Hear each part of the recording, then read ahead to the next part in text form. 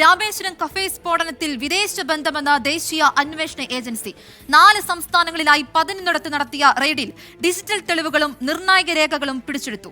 കൂടുതൽ വിവരങ്ങളുമായി കാസർഗോഡ് നിന്നും അരുൺ പൂപ്പറമ്പ ചേരുന്നുണ്ട്.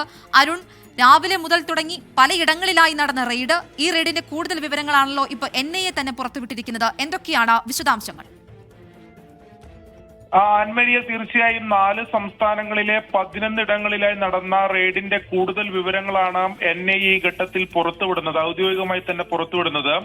അതിലേറ്റവും പ്രധാനപ്പെട്ട കാര്യം, ഈ രാമേശ്വരം കഫേ സ്ഫോടനത്തിലെ മുഖ്യ പ്രതികളെ നിയന്ത്രിച്ചത് വിദേശത്ത് നിന്നാണെന്നുള്ള വിവരം അത് NIA സ്ഥിരീകരിക്കുന്നുണ്ട്.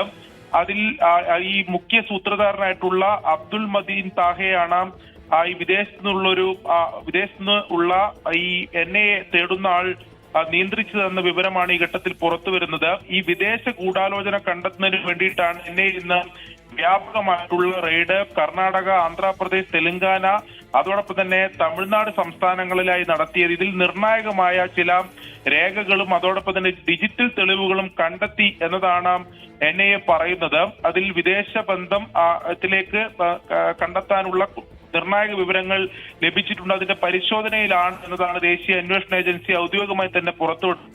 മറ്റൊരു പ്രധാനപ്പെട്ട കാര്യം, 2012 ലക്ഷറി തൊയ്ബ ഗൂഢാലോചന കേസിൽ ഉൾപ്പെട്ടിട്ടുള്ള 2 കർണാടക സ്വദേശികളുടെ വീട്ടിലും ഇതിൽ റെയ്ഡ് നടന്നിട്ടുണ്ട്. അന്നത്തെ കേസിൽ പിന്നീട് അവർ ജാമ്യം കിട്ടി പുറത്തിറങ്ങിയിരുന്നു.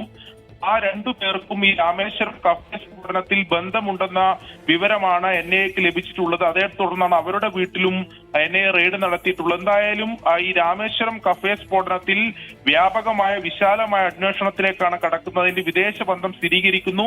വിദേശത്ത് ആരാണ് നിയന്ത്രിച്ചത്, അതിന്റെ കൂടുതൽ വിവരങ്ങൾ ഈ ഘട്ടത്തിൽ NIA പുറത്തുവിട്ടിട്ടില്ലെങ്കിലും അതിന്റെ വിശദമായിട്ട് അന്വേഷണങ്ങളിലേക്ക് ദേശീയ അന്വേഷണ ഏജൻസി കടന്നിട്ടുണ്ട്.